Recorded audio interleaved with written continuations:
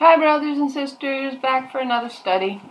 I thought we'd take a closer look at that word Zalmon, and for anybody who's been looking at these chapters along with me, we automatically know where that's found. That's found in Psalm 68, isn't it?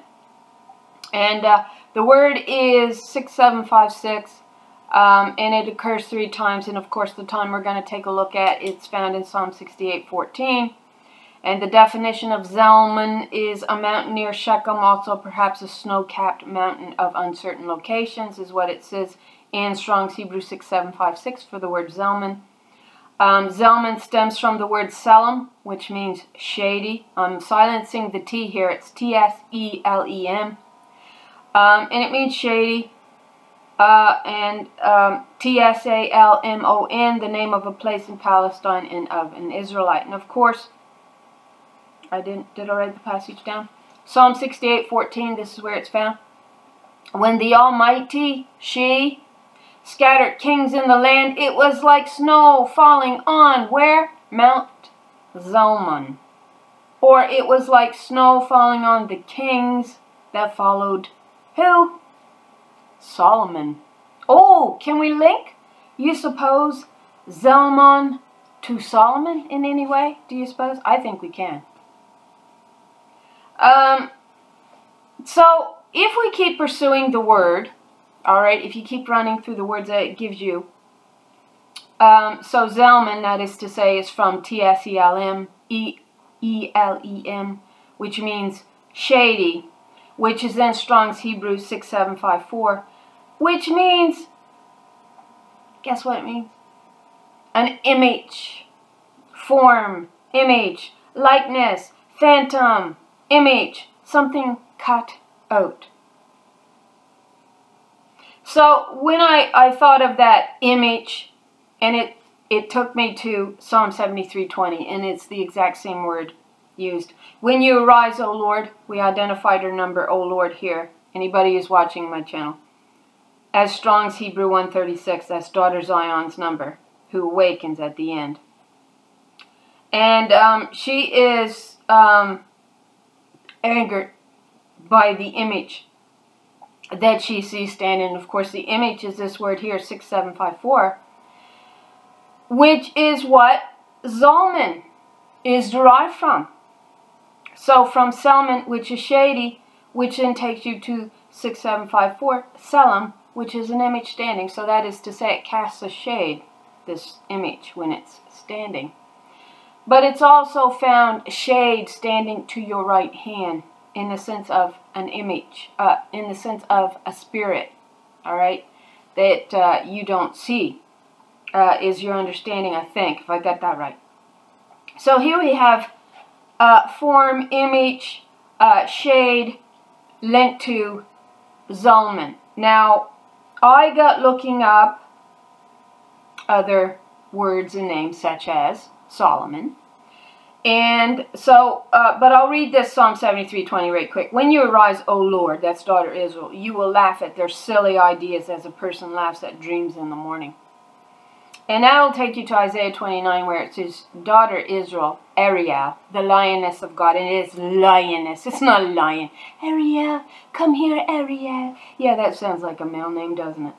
Ariel is lioness of God. She will awaken as one that has been asleep in a dream. She will awaken as if from a dream. It states in Isaiah 29. And that leads you to them turning the whole world upside down. God says, your ways are not my ways. You turned everything upside down, and then you told the potter that she had no power over the clay. Well, your potter is she. She's one that shapes the clay in her womb, and then she travails to bring it forth and give life to it. Why now do I see every man standing with his hands on his hips as if he can give life? He can't. And every face turned pale. Well, all the faces are turned pale. The idea is we're witnessing the governments of the world falling because he cannot deliver the children. A man don't deliver children. All right.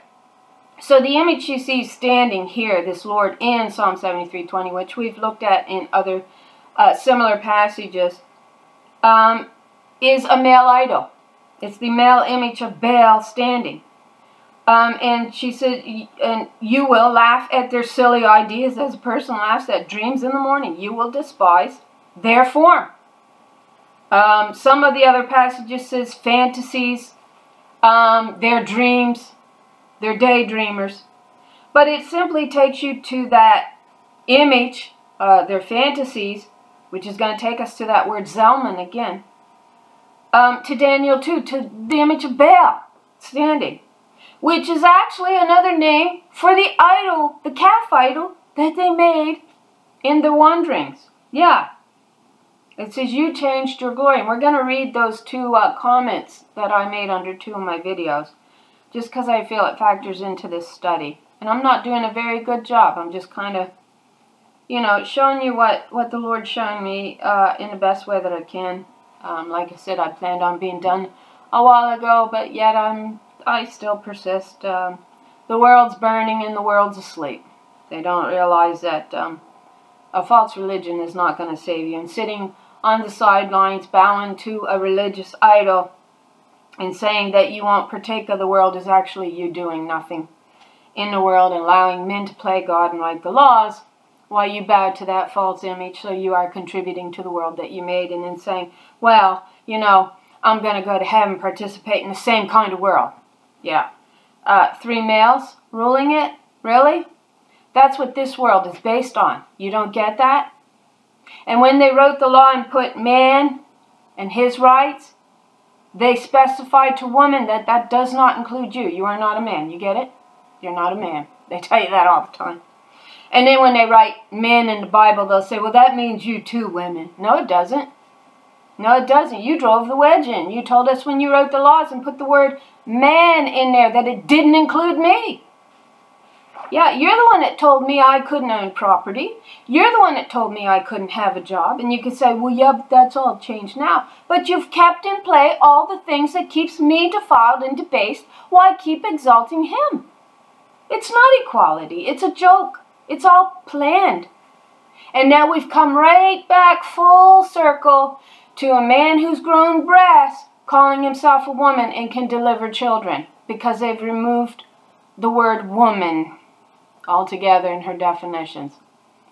This isn't an attack on women by Baal?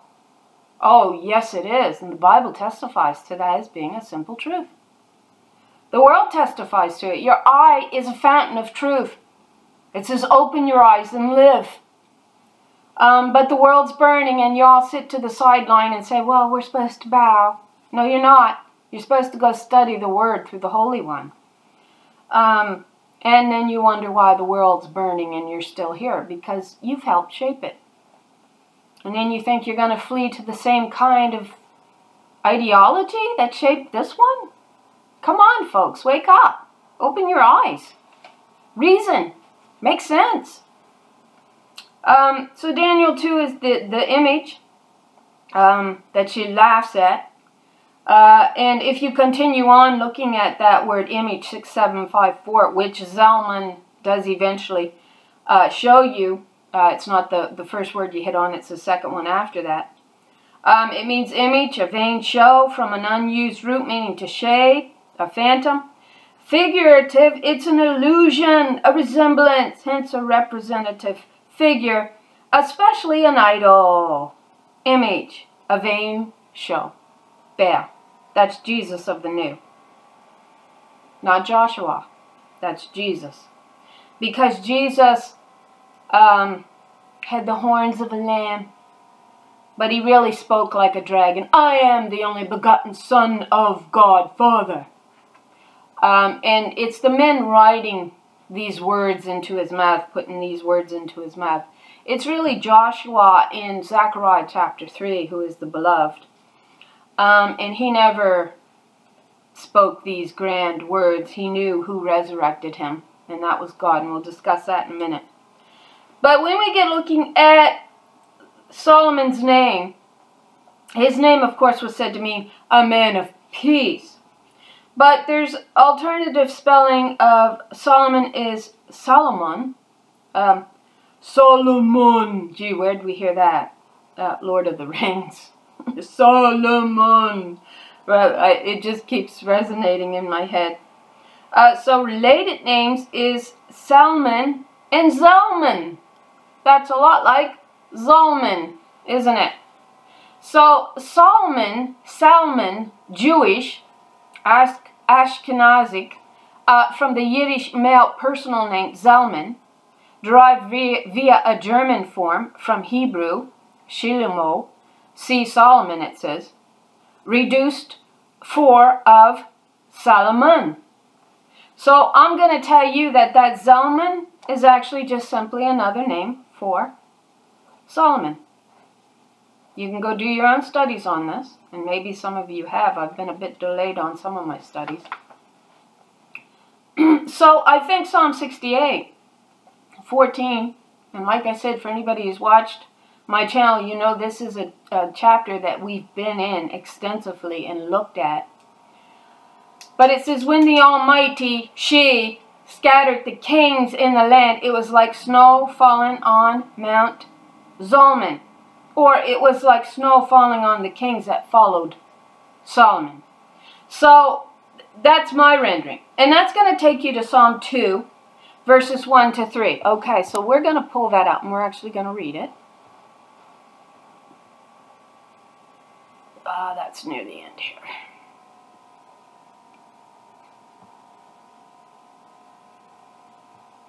Okay, so Psalm 2, verses 1 to 3. And here we come with the imagination again. Why do the heathen rage and the people imagine a vain thing? What's a vain thing? Baal is God. Your bridegroom, that woman is to bow down to. Oh, he cleansed the bride with his blood because he's God, but she's not. You see the teaching, the idea that the entire world is founded upon, and it's burning. And everybody's going, can't wait to leave. You helped shape it. The kings of the earth set themselves, and the rulers take counsel together against the Lord and against her anointed, which was who? Israel. What does Israel mean? Israel means God wrestles. Israel is God on the earth, and she is wrestling against the heart of the spirit that Baal has exalted in his heart so he can play God. We have looked at this multiple times. Let us break their bands asunder, cast away their cords from us. That's her law. She that sitteth in the heavens shall laugh, the Lord shall have them in derision. That takes us to Proverbs 1, verse 26. Do I have it pulled up?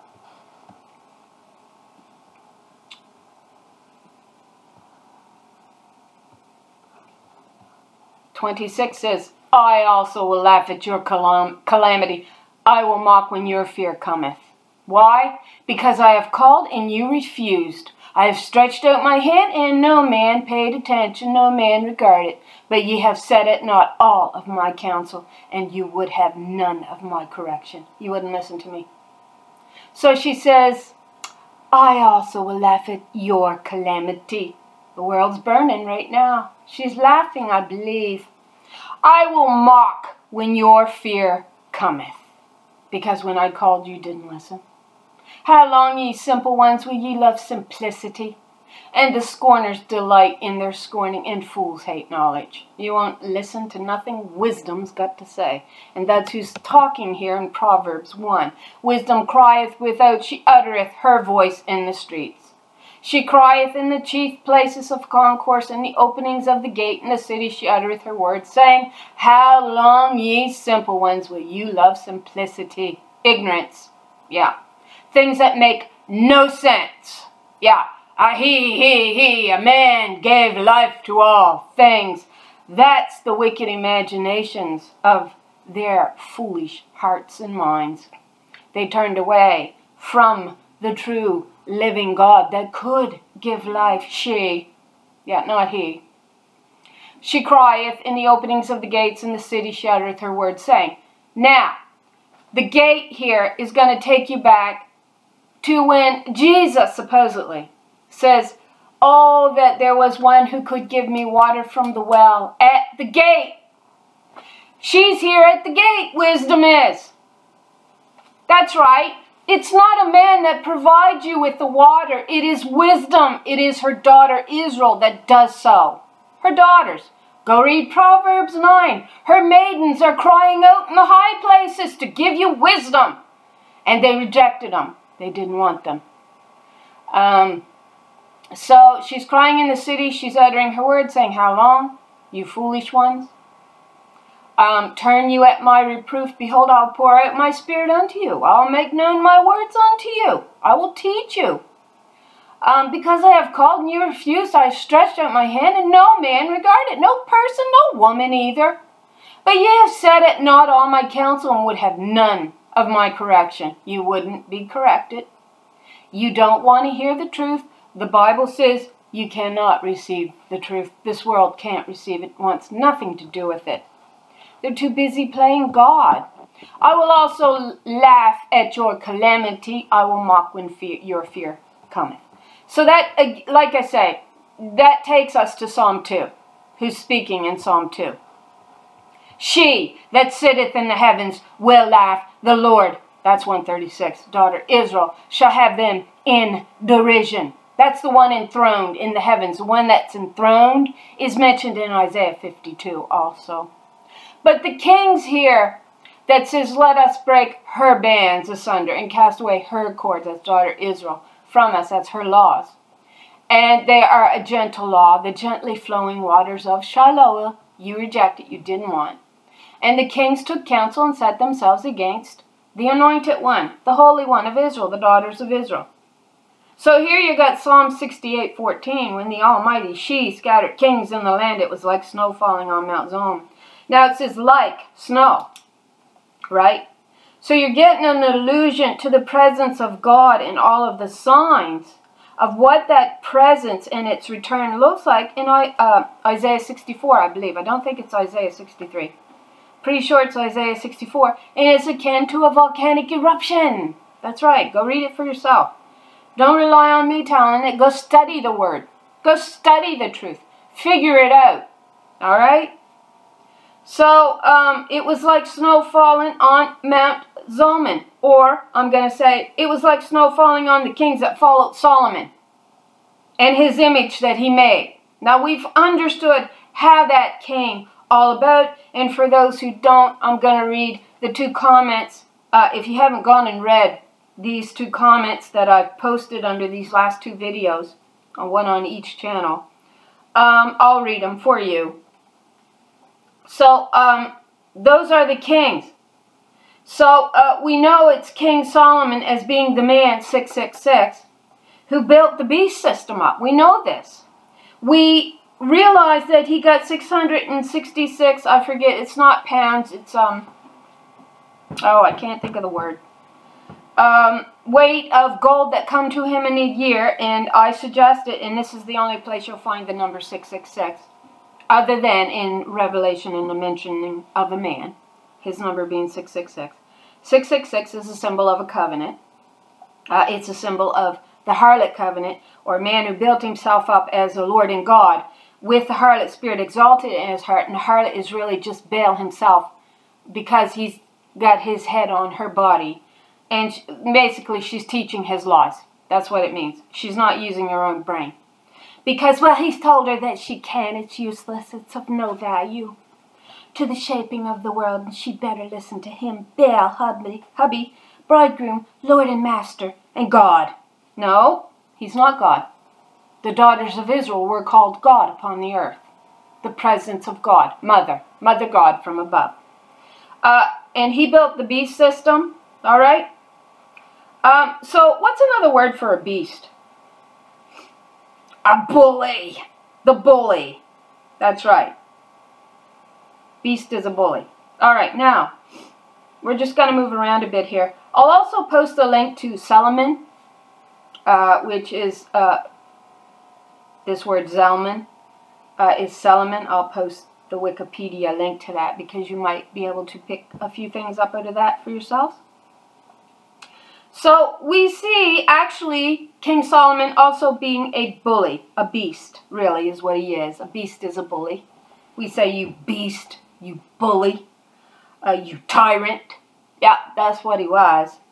Of course, it begins with that idol that Nebuchadnezzar made in Daniel chapter 2. This golden statue of a male as a king, as your Lord and your God.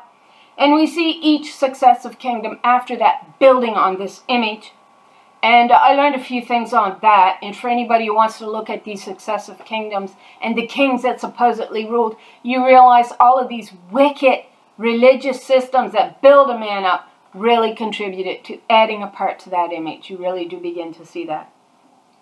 And so we end up with this male idol, Baal, standing, which actually came and had its foundings with the wicked nations actually that surrounded Israel. And then we see Balaam, right? Balaam. And Balak said, I want you to curse Israel. He was saying, I want you to curse them daughters. Because when he saw them laid out, this great camp of Israel, ruled by these women, and they ruled much differently than males do, which is very much of a bully system. When the daughters rule, it's not like we think of a rule. It's a very gentle, loving, kind, equal system. It's not about being a brute.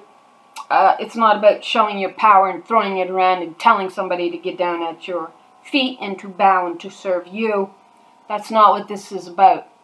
But nevertheless, Balak was quite terrified by the largeness of this nation and the power that was imbued in the sons and in these righteous daughters that had the ability to grow such a mighty nation. And he was very terrified of them, and he paid Balaam to curse this nation.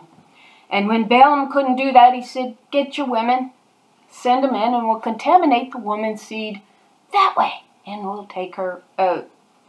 And so what you see is eventually Baal taking control of the Word of God is what you really see. And then we see from that Baal image this weight, and I'm going to tell you this gold that Solomon received in a run of a year, 666. I didn't look it up. I should have looked it up. I'm sorry. Use that to make the temple, which we're told the temple represents the male body, is what we're told in the New Testament. Because he absolutely tore hers down and repurposed it, is what we've come to understand, which was called the house in the forest of Lebanon, where the daughters flowed like a living water to nourish us and to give us eternal life with the laws of our God from above. And they rejected that, didn't want that. So the bully, we see these giants in Genesis 6:4, which are known as the Nephilim. Everybody knows the Nephilim. I've heard so much about the Nephilim. But you're really going to look for your figurative on this, and it's really important that you do. Strong's Hebrew 5303, giants, or Nephil, it's from, or from Nephal, properly, and this is a very important word, a feller. A feller, yeah, i.e. a bully or a tyrant, a giant, a beast system. A beast system, that's right. We getting it yet? So in the Greek, beast is 2342. It's a wild beast. It's a brute. Figuratively, of a brutal nature, bestial, which is what our system is. It's a beast system. It has a very brutal, bloody, war, kill, maim, rape, murder, steal, teller. No, when we wrote man in the law, that don't mean you. It just means us boys, us beasts, us brutes, who's willing to steal your goods from you and tell you that you've got to bow at Baal's feet. And then we'll I don't know is the word I'm looking for, transpose that onto a new image called Jesus, which we'll call the temple, where the glory male is exalted again. No, that's a desolate spirit is what that creates. The abomination of desolation, a man inside of a man, will leave her spirit and her desolate. She'll have no children that will hearken to the spirit of her covenant, because she's too busy being a Baal herself. She's too busy being a beast herself, really. And we'll look at how we get to that conclusion in a minute. So beast is violent. It's there's no thinking involved. They just take. They use blood to do it. And that becomes your admixture of doctrine. Wine. It's a very wicked wine. I hit the word there a couple weeks ago, and I meant to write it down, and I didn't. But it has the idea of a wicked, toxic wine, which is seen as the admixture of doctrine, truly, with the Red Sea, that Moses, which really was the spirit behind Moses, had to part that. And it's allegorical to two doctrines that's become very mixed, and then has become poison to us under our law system. So we're looking at allegory, of course. So 5307, to fall and to lie. So that is to say, when you hit on the derivative here of giant, Strong's Hebrew 5303, it'll take you to 5307, which means to fall, to lie, cast down. So what did they do to the holy daughters of Israel, to the holy ones? They cast them down. They caused them to fall. They became the fellers that we're going to look at in a minute, which are known as the fallen ones. They are. I can't help but see a connection to the 33% more genetic material that a woman carries than a man as the fallen. They were felled. They were felled by these giants, by this gigantic beast system, which dripped blood into her law. And it becomes a very violent, a destroying system is what it becomes, a very wicked. All women are told that they must bow at their husband's feet. That comes from a wicked king, again in the Old Testament, in the book of Esther, where you bow to your Baal as Lord and Master, because she wouldn't play as harlot. Yeah, so the king got mad. So really what you're looking at in allegory here is, your key of David versus the key of Solomon. And that's why Israel's name means God wrestles. That's these holy daughters reborn out of the dust of the earth. You find them in Isaiah 29, verse 4.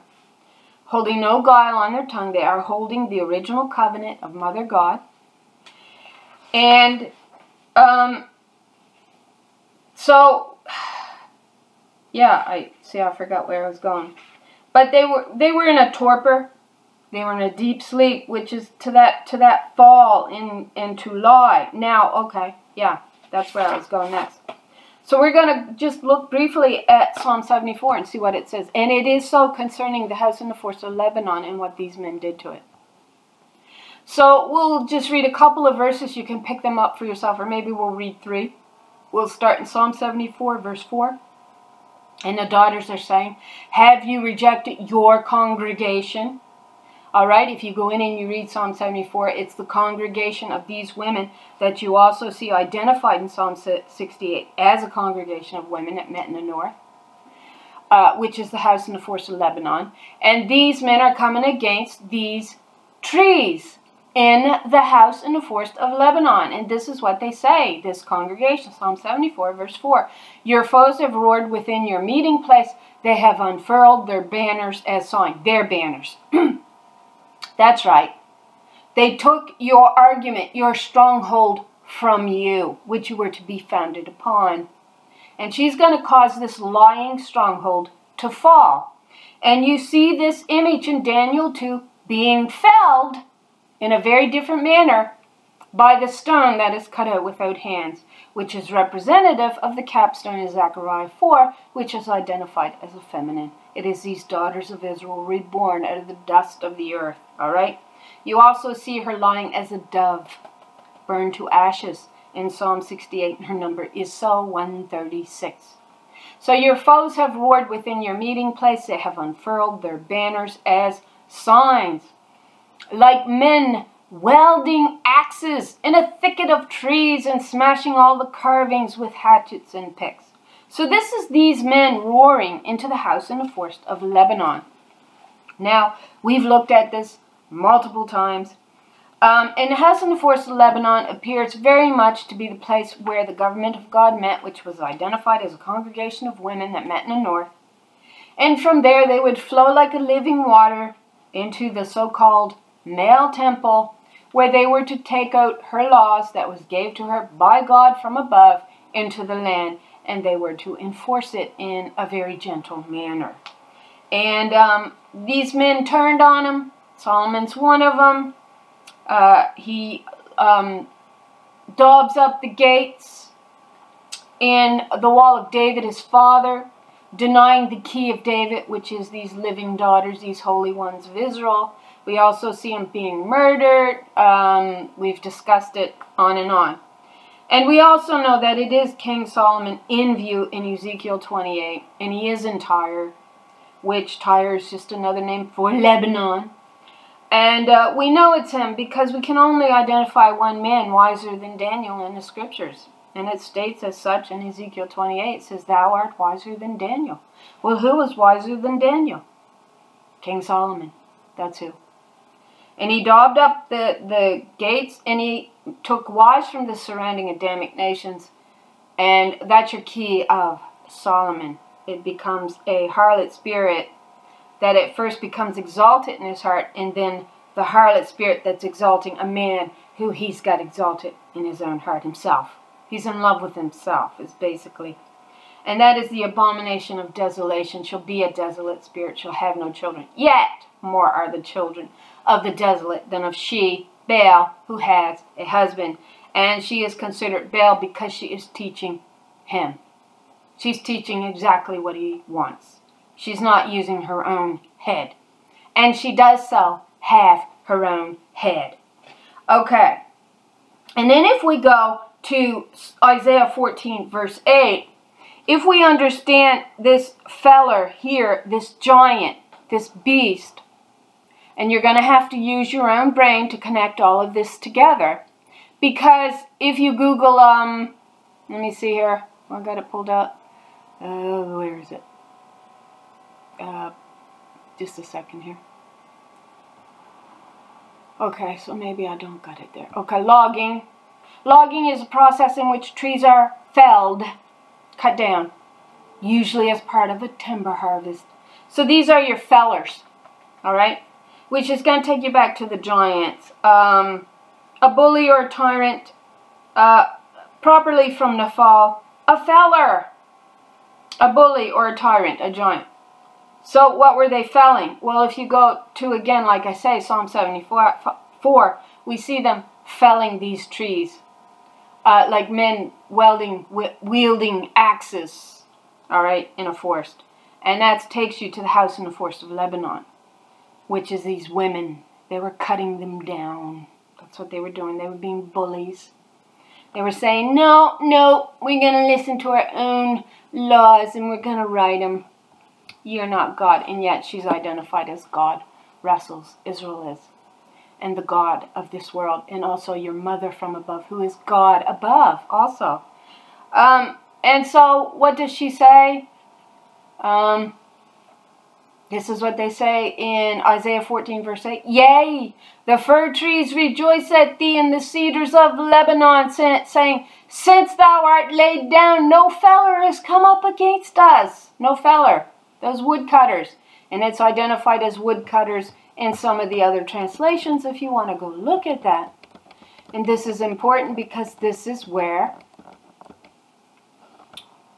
for thou hast said in thine heart, I will ascend into heaven, I will exalt my throne above the stars of God, I will sit also upon the mount of the congregation in the sides of the what? North. That's where the house in the forest of Lebanon was. And where the government of God, known as the congregation of women that you see standing in Psalm 68 around the Lord there, 136, identified as the daughter Israel herself. That's right. Which is our head. That's right. She. Female. In the sides of the north, I will ascend above the heights of the cloud. I will be like the Most High. So then that took us to Ezekiel 28. That's where it takes us to. And it's really King Solomon exalting himself as Lord and God on earth. That's what it is. Okay. So that's really why we're looking seriously at the word Zalmon. It's really another name for Solomon, really. So the word beast also led me to this understanding because a few days ago I was gave the word tame. And it's a Greek word, 1150. Now, let me see if I can find it here. All right. And it's tame. I suppose I don't really have to find it to show you this. I can just speak it out like I've been doing. Seems like it was quite a while back here. Okay, so maybe I don't have it pulled up. But it was 1150, the word beast. It gave me the understanding of the word tame. So if you go to the Greek word 1150, it's going to give you tame. Alright? To tame a wild beast, maybe? Something out in the wilderness, right? You're going to tame it. So for, you know, I'm one of these, I see numbers. I see a lot of variety of numbers like so many of us do. And one of the ones that I often see is 441. That's one I often see a lot. And I'll often wake up at 441. Of course, there's other numbers. So you know, sometimes I'll forget what the number means. Because like most, I'll always look it up in Strong's Hebrew and Strong's Greek, whatever. And in Strong's Hebrew, 441 means aloof, means captain. But definition, it means tame. So this is the Hebrew. So captain, duke, chief, friend, governor. We know the governor comes out of the 144,000. We know this. And the 144,000 is the camp of Mahanaim, identified as these daughters of Israel. That's what they are, the presence of God on earth. That's why it's God wrestles, Israel wrestles. God wrestles, and God is wrestling through the daughters. Because the sons of God, which were the sons of Zion, killed and murdered many of these women of wisdom on the corners of the cities, of the streets, and then raised a next generation of daughters, telling them to bow to a king. And you get your example of Esther doing that. She was raised by Mordecai, and she was taught to bow to a king. If her mother had been around, she would have taught her very differently. So we get that understanding here. So your governor does come out of the 144,000. But if you tame something, you bring it from out of the wilderness, don't you? That's what you do. So we are told that the daughters of Israel, they actually became the Azazel goat. For anybody who does a study, they got this wicked idea, it's a demon in the desert, it's the devil. No, it was the daughters blamed for allowing Baal to get control of the law system. They become the outcast that no man sought a covenant with, these daughters of Israel, also as the Azazel goat, which is a female goat of separation. And that she bore the double upon her head. She's also promised a double-fold blessing. She is also the one calling out in the wilderness to make straight the path. That's right. And like I said, she was the outcast that no man sought a covenant with. They didn't want one with the righteous daughters of Israel, with God upon this earth. They didn't. And so that takes you to the daughters reborn out of the dust of the earth, which then takes you to Song of Songs 8:5. I do have that one pulled up. So Song of Songs 8:5, what does it say? Who is this coming up from the wilderness, leaning on her beloved Joshua? She, under the apple tree, aroused you there. Your mother conceived you. There, she who was in labor gave you birth. Okay, so I'm going to read one of the comments under one of my videos, and that's going to further identify more. It's going to give us more information. So if we go to 1 Peter, I'm going to just do this for a quick example. Where is it? We'll go to 1 Peter, if I can find it. Did it take it from me? 1 Peter, where are you? 1 Peter. It says, blessed be the God and Father. And that's exactly right. There's two in view there. God, it says your mother from above is Israel. Israel is God wrestles. God wrestles is the daughters of righteousness, wrestling the harlot spirit out of the heart of man, who allows him to exalt Baal as God on earth and reject the spirit of her covenant. We've understood all of this. So you get God here, that's just another name for Mother Israel. because she is the God that gives life. A father don't. So you've got God and Father, and it says, of our Lord Jesus Christ. Again, that one's wrong. It should be identified as two, Lord and, not Jesus, Joshua. Lord here is 2962. We've identified that again as Israel, daughter Israel's number. She is the presence on earth wrestling against the harlot in man's heart, exalted. Joshua is in the Old Testament. He receives this new garment because it is she, God, 2962, who actually resurrected him. That's right. But he sits across from this group of women to be wondered at. They want to translate everything male. No. And it says, from thence will your branch come. That's his spouse, right? He's not Baal. Joshua isn't speaking like a dragon. Joshua is upholding his beloved's law. That's what he's doing. She's not bowing to him. No, that's not how it works. So, but we see it, blessed be the God, our mother, that's God, and our Father, of our Lord, she, the daughter Israel, on earth, the presence of God, and Joshua. By her great mercy, she has given us a new birth. Oh, he did he? No, she did. She gave us a new birth into a living hope through the resurrection of Joshua from the dead. You get Joshua receiving his new garment in Zechariah 3, and he receives it because his beloved is the Holy One of Israel. He does not receive it all by himself. He doesn't. Who through faith are shielded by God's power for the salvation that is ready to be revealed in the last time. They'll tell you 2,000 years ago was the last time. No, this is the last time. And it's when the seventh trumpet sounds that the great mystery of who your God is finally revealed. That's right. That's what it is. Now, let's see. What did I miss? So we also see Solomon as the bully, building his tyrant system up. All right, he took multiple wives. How many wives do you have? 700 wives, 200 or 300 concubines? Yeah. That's not a man who's got a big ego, is it? No, he's supposed to have one wife.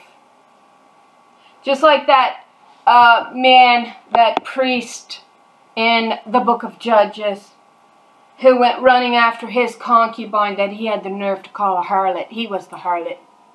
He was already married. He was a married man, chasing after his concubine, who he then gets murdered. Yeah.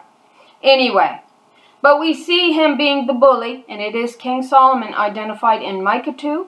He's identified in 1 Kings 11:26, and from there on, in that chapter, you'll see what he did, was doing to the daughters, to their birthright. And also in Isaiah 22, we see what he did there to the glory of God, which is Israel, the daughters of Israel. Okay, now, did we do everything we wanted to? Okay, so do we understand that we've been living in the beast system since the fall? It's just been added to and added to and added to until you've got a Jesus standing as the image of God. Baal, husband, bridegroom, Lord and Master, is what. And she says in Hosea 2, and it is she speaking, God speaking, saying, I will remove the name of Baal off of my daughter's tongues. He ain't your Lord and your Master. Just because he says he is. And the world's burning. And all the Christians and saints are sitting to the sidelines saying, I'm not of this world. No, but you just helped build it, didn't you? Nope. And you think you're going to a heaven that taught this lie? And you wonder why the world burns? I don't. I don't have to wonder it at all. So this is the comment I wrote And this should make it, whoops. Evening, brothers and sisters. We'll We're pause back this. Of course, I got to play everything now instead of, I should have done this. Oh. Okay, so thanks for watching my videos. Okay, we'll go by that. Okay, so Psalm 106:20, it says, they exchanged their glorious God. Their God is Israel on the earth, the daughters identified as God. They exchanged their glorious God for an image of a bull, which eats grass. God says, you changed your glory to a calf, a bull, a god, a Baal. Yep, that's what it means. Then to a man standing in Daniel 2, which is Baal, 1167 and 1168. Go look the words up or look under my videos. I've got them posted under many of them. Along the way, because she was there at some point, I did hit on it. They removed the image of the groves of Asherah. The harlot that whored around with the male image. So, of course, he did have to have a cohort. He did. He did have to have a sidekick that exalted him. So, leaving only the male image standing in due time. That's what you end up with, this Baal that King Nebuchadnezzar made of gold. And then, like I said, you see each consecutive kingdom building this image of a male as God. And turning on their own glory. Then into a temple built by Solomon, I suppose representation of the body is what we're told, male, exalting a harlot spirit, which is really a man inside of a man, which is the abomination of desolation, as a harlot preaches what a man wants taught, and she becomes desolate and without children, which then becomes Jesus, husband, bridegroom. The religious system, Daniel 7:8 says this, while I was thinking about the horns, there before me was another horn, a little one, which came up among them, and 3 of the first horns were uprooted before it. So I tend to think that the 3 horns uprooted are 3 religious systems. This horn had eyes like the eyes of a human being. It does. Jesus is that human being. And a mouth that spoke boastfully. That's Baal, bridegroom, husband. That has 2 horns like a lamb. Who is that? Well, Jesus. Speaks like a dragon. He does. He speaks like a dragon. Supposedly all the laws that he made and yoked and said woman will bow and all this stuff. And yet he has elements of Joshua where he only upheld the 10 Commandments. That's what he upheld. And he had no other gods before him. That has 2 horns like a lamb but speaks like a dragon and is given power to perform miracles and to do wonders. And so we're told that he did great wonders and miracles. The system that built him up tells us this. False signs and wonders planted in the Bible by Baal. And they were written in there by Baal. Dragon is a fire-breathing creature. It's allegorical to your law system that we have right now. It's a yoke around women's neck, for the most part. And you are told you will bow to your husband. That's Baal. Which is considered an idolatrous image. That's what it's considered.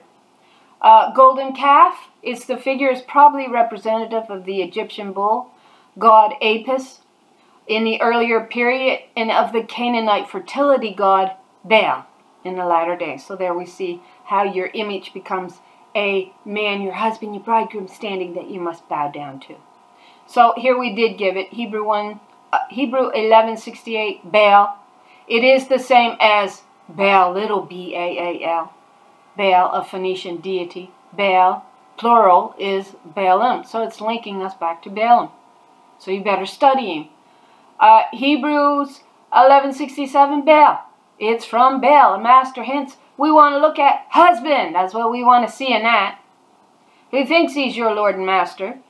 So your Greek 896 is Baal, which is of Hebrew origin, B-A-A-L. Baal, a Phoenician deity, used as a symbol of idolatry. Baal. So the key to be understood is Baal is the same as Baal and is considered an idolatrous image. What are you told to bow down to? Who washed you in his blood, his pure blood, who is a god.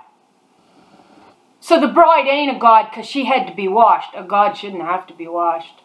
Oh, but our husband washes us clean in his blood. Really? Well, that don't sound like a religious lie to me. Yeah, that's exactly what it is, and the Bible testifies to it if you want to go in and study and use wisdom to do it with. The image is still standing. It is just called Jesus, husband, bridegroom. Now, even as man is head of the woman, so too Christ the head of the church. That takes us right back to Esther. Every woman will bow to her Baal. That was not from God. Many channels can attest to the false signs and wonders in the heavens because our current sun, as many different channels states, is actually a sun simulator, and they'll show you it in the videos. So, it's a sun simulator, and if I understand them correctly, Draco, which is also called the eclipsing dragon, if you look up Leviathan, it'll give eclipsing dragon right in its definitions, is said to eclipse our real sun. Our real sun is said to be a ruby sun, a red sun. I will make your pinnacles of ruby. You look the word pinnacles up in that particular verse and it will say sun. I will give you a red sun. The light that is shining upon us is a false light. And if you are following that for signs, they are false signs. That's right. So the real sun multiple times in a day to follow the signs in the heavens is a dangerous trail to follow, as Satan has power. Satan is just simply another name for Adam, the first Adam. Has power over the false signs and wonders. So that is Draco, your Leviathan, your dragon system. Yes, it is. When you go in and look Leviathan up, it says an eclipsing dragon. Trapped in his own snare and can no longer escape himself? Definitely he got trapped in his own snares. He does think he's the God of this world. Definitely. Male, male, male. The stronger the women, the stronger the men. Women bowing to Baal makes weak males. Oh, yes it does. The bar is set very low for them. They can just walk over it. You have to jump over this high bar. Oh, the standard is so high. And we do. We do jump over it, yeah.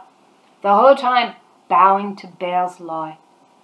But that's it. The reverse is also true. Men bowing to women will make weak women. We are standing eye to eye is the understanding that God would have you to understand. That's how we should be. We don't bow to each other as in religious idols. And in this case, it is a male idol, Baal. But to keep on with a false worship and to say the truth does not matter, does so make us an accomplice to the lie that the first Adam told, the devil. We linked all the words back to Adam, the accuser, through the word Baal, Belial, what's the word, devil, I can't think of it, but I did a video on it. So, Esther 1:20, and when the king's decree which he shall make shall be published throughout all the empire, for it is great, his empire, all the wives shall give to their husbands, what's the word for husband there? Baal. Honor both to great and small. So Vashti knew what it meant to bow to a wicked king. It would get her debased and defiled. And it does. It say, let her eyes look upon Zion. Let her be defiled. That's Baal writing his laws. His own law. He didn't want hers. I suspect she was a princess, since this is how it works. At the very least, in her own right, and simply returned back to her own kingdom, and perhaps even went on to be a great queen. But since Baal ensured the removal of women's history, we don't really know, do we?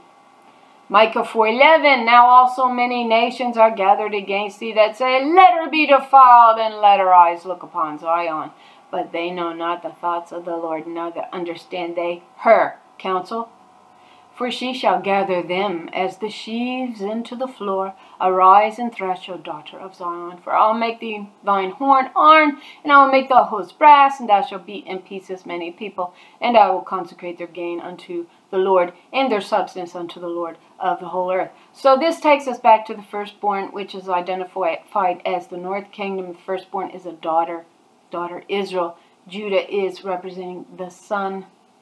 And it takes us to the sheaves, and when the sons were laughing at Joseph, going, our sheaves are going to bow down to yours. Not likely.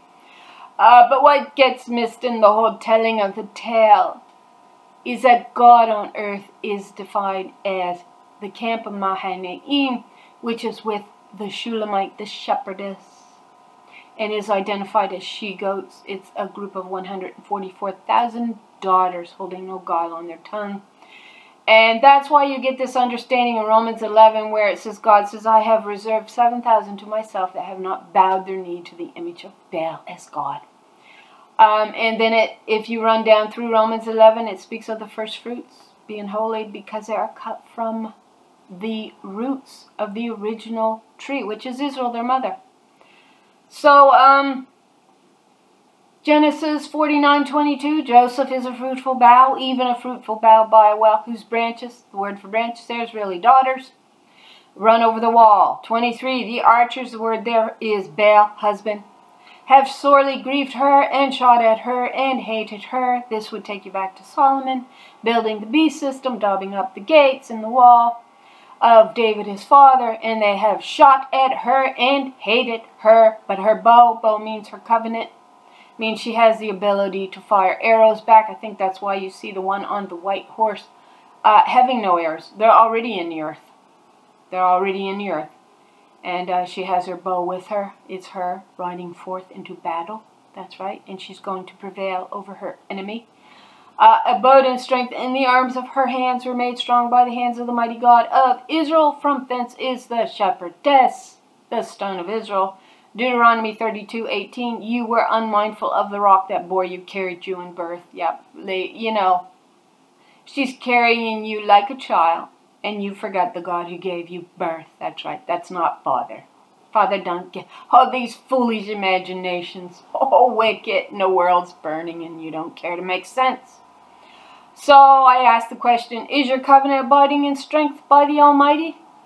In order to say yes, then you better know the truth. Wrote this also under this video, and now let me pause there, and we'll be done after I read this. Okay, so do I want to read it all? A desert means a dry, parched land, as in where there is no waters of Lebanon flowing, which is the waters of truth that washes us daughters clean and stop us from bowing to Baal, our bridegroom, as if he is our God. He is not. Wilderness typically means desert, but she is a fountain sealed, a garden shut up, who will flow like Lebanon when she is brought to the Ancient of Days, who is wisdom, her mother, and she is restored back the dominion. She's promised that restoration in Micah 4. Isaiah 40, verse 3, a voice of one crying out, prepare the way of the Lord in the wilderness. The wilderness there is desert, 6160.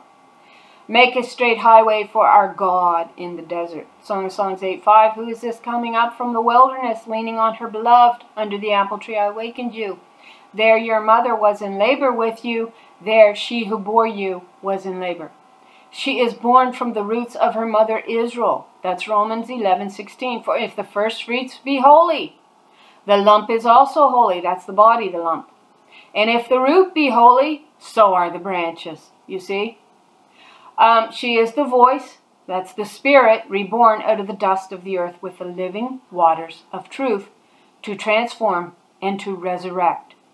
Her beloved is Joshua of the Old Testament, not the religious idol of Baal, Jesus, really as Baal, expecting you to bow to him. Really, all husbands expect this of women. All you need to do is watch their arrogance when they point at the big old fat Biblios, your Bible, and the false prophets who prophesied in the name of Baal. That's found in Jeremiah 23. We did a study. That's the latest video I got posted on 8th Day Dawning, I think. And prevented the daughter of Israel from discovering her sin and her iniquity, which was to bow to the image of Baal, 1167, 1168, and to remove the covenant of her mother off of her tongue. So I state, I seen two quotes, and I did, they were like hanging in the air, these two quotes, just as I was waking up.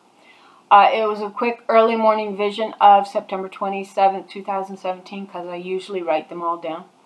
And the first quote I seen was, the cost of your house is the price of the dying, which really confused me. And the other one was, it's not, now I believe it said God is the great revealer. But initially I did think it said God is the great reveler. But now I do believe it was saying God is the great revealer. So the red reed sea parted by the presence, which is Mahanaim, that's the camp of God, it's identified with the Shulamite. Psalm 77:19, your path led through the sea, your way through the mighty waters, though your footprints were not seen. That's these daughters, the presence of God. They buried the fact that we were ever here. You get it? She was the one who parted the admixture. The Red Sea is identifying that admixture of doctrine to get you through to the promised land. And they buried her tracks. They covered them over with an admixture of doctrine. Psalm 120, verse 5, woe is me that I sojourn in Meshach, that I dwell in the tents of Kedar. So she says, in the verse prior to, I think it's Song of Songs 1:7, is where she speaks of the tents of Kedar. My soul has long dwelt with him that hateth peace. I am for peace, but when I speak, they are for war. There's your bullies.